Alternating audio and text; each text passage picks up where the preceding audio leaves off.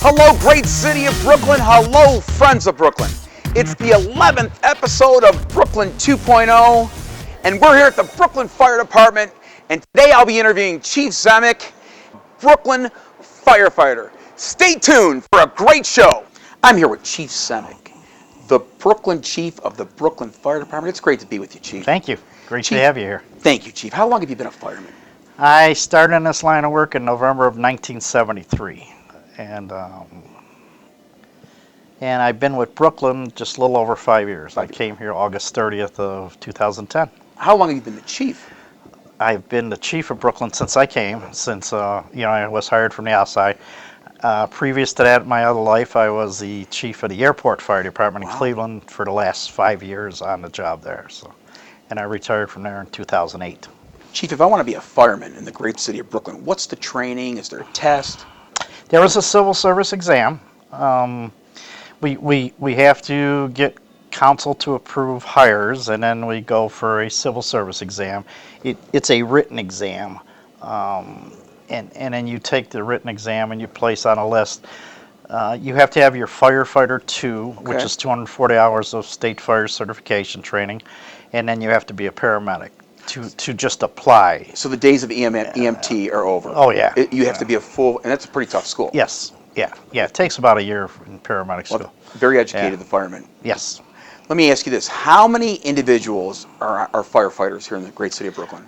We have right now. We're down manpower-wise. When I came, we had 27 firefighters and myself, and now we're down to 22 and me, plus another 12 are part-time firefighters. Okay, and so you're auxiliary. Yes. It's not a special; it'd be an auxiliary force. Well, it's a part-time fire force. They're paid hourly. You know. Things have changed probably over the years here.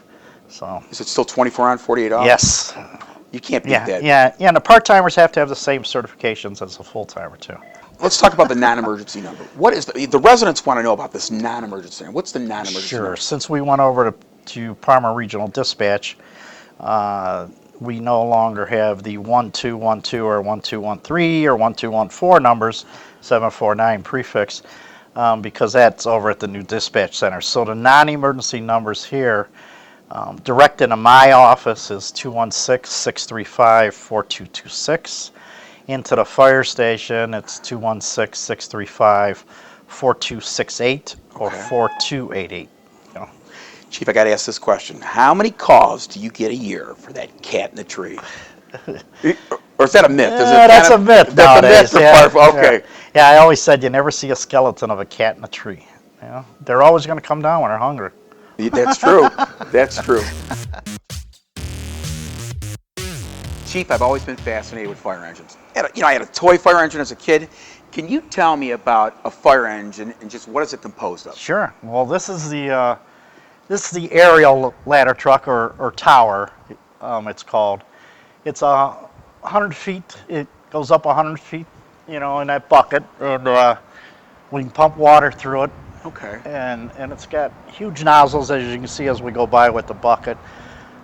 It carries a complement of hose, not as much as a pumper would, but it does carry a complement of hose, and it carries a huge complement of ground ladders. So that's your difference between a ladder truck and a pumper, and that the ground ladders and rescue equipment is all on a...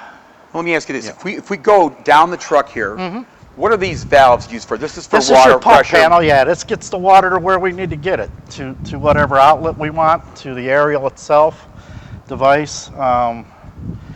Naturally you need a supply, so your hydrant supply is hooked in here. Okay.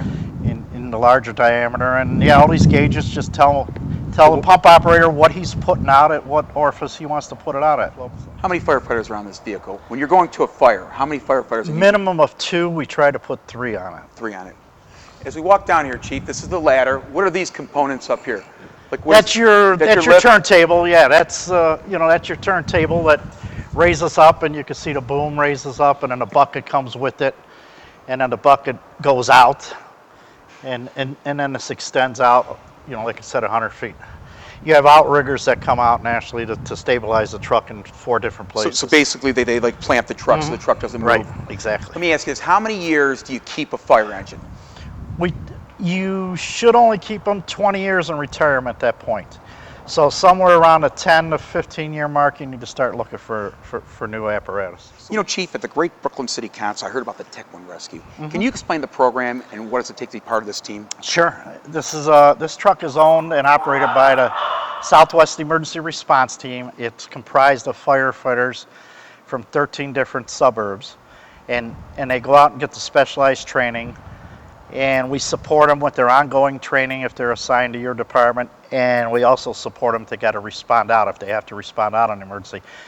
If a city had to spend the money on their own to make sure they could respond to every type of technical incident, hazardous material incidents, specialized fires, things like that, the city could not afford it. So we joined this Southwest Emergency Response Team, and we are benefiting from it. I allow the CERT team to park their vehicle here because it's centrally located to respond out to other communities. What type of call would the Tech One Rescue team go on? Collapse rescues, building collapse, anywhere where they're needed to shore up something to prevent it from collapsing further. Trench rescues, confined space rescues, cliff rescues. So say hypothetically there's an earthquake and people are trapped under brick. Tech One Rescue would go out there. Yes. Chief, when I see the Brooklyn ambulance in the great city of Brooklyn, I know help is coming. I feel safe. Sure. Can you tell me what it takes to be an EMT and a paramedic? What's the process? The person has to go through EMT school first. It's about a 3 to 4 month program, and then on to his paramedic training, which is almost a year-long program. And again, to apply for the job here, he has already got to be a certified paramedic. So the firefighters here do dual purpose. They're firefighters and they're paramedics. So the days of just being a firefighter, and then you have your like separate group that were EMTs or paramedics. Those days are gone. Yeah. And where do the Brooklyn firefighters usually do their paramedic training? Through Parma Hospital, Parma. Which has been purchased now by University Hospitals. So it has more resources, more education grabbing. So there is kind of a marriage with Brooklyn, Ohio, and University Hospitals of Parma. We get our continuing education, we get all of our equipment, our drugs, our medications, and everything is provided to Brooklyn, at no extra charge.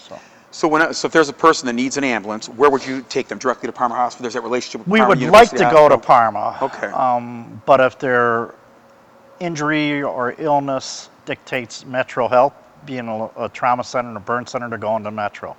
If they're a resident here and they'd like to go to Metro, we'll take them to Metro. Okay. Both hospitals are pretty much the same distance from Brooklyn, Ohio. Brooklyn's geographically located right in between the two hospitals, so yeah. What are some of the features of this vehicle? It looks like a mini hospital. It's exactly what it is. It's a mini emergency room. You have a cardiac monitor, defibrillator. It does 12 lead EKGs. It can transmit the 12 lead EKG to the receiving facility. You have things to control bleeding, stop bleeding. You have the new Lucas device, which is a automatic CPR device, which is increased out-of-hospital death by 50%. The paramedics here have what's called the power load, to where they don't have to lift the patient. This Slides right out? Yeah, this load slides out and it lowers it, and then when you lock it in, it just lifts the cot in and drags it in by itself. So we've lessened the back injuries and the strains and the sprains here in the department too. But yeah, it's got everything, to control an airway, get an airway. So it is. It's everything it's an emergency room on four wheels. Yeah. Chief, I love your command vehicle. This is beautiful. Let me ask you this question, Chief. How many firefighters do you have on a shift, a 24-hour shift? Their minimum manning levels are six personnel per shift, per 24-hour shift. And what are my responsibilities from starting when I come on the shift to I leave the shift? You have to be here and ready in uniform at 0800 hours, Roll which call? is 8 a.m. Do you have roll call? Roll call happens right there at the table. Okay. The offgoing lieutenant will brief the oncoming lieutenant and shift, and you'll start off by getting your truck assignments. The lieutenant in charge of the shift will assign you to whatever piece of equipment. You'll check your equipment and all the equipment on that vehicle to make sure it's going to work. And then if it's dirty, you'll clean it inside and out. Clean the vehicles, okay, makes Yep. sense. Yeah, they make fun of firemen having to clean his cars, It's but we okay. do. Do you do your own PMCS, preventive maintenance? Preventive maintenance, we do just the minor stuff, oil checks and things like that. The city garage does the, Okay. does the major oil change and brakes and things like that. Yeah. Outstanding, outstanding. So basically, it's, do you have like classes within the fire department? Are there ongoing classes, Yes. ongoing education that maybe one of the senior firefighters would do the training? Correct. Daily, the lieutenant will put together some type of training, whether it be on fire or EMS. And one of those senior paramedics may do the training. The lieutenant himself may do the training on firefighting. But daily they'll do some type of tactics or strategy training. Yeah.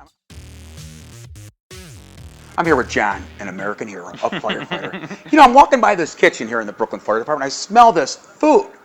What are you cooking tonight, John? Tonight, for the guys, we're having Italian sausage sandwiches and a big salad, trying to keep it a little bit somewhat healthy. Okay. And let me ask you, what's the secret to the pasta?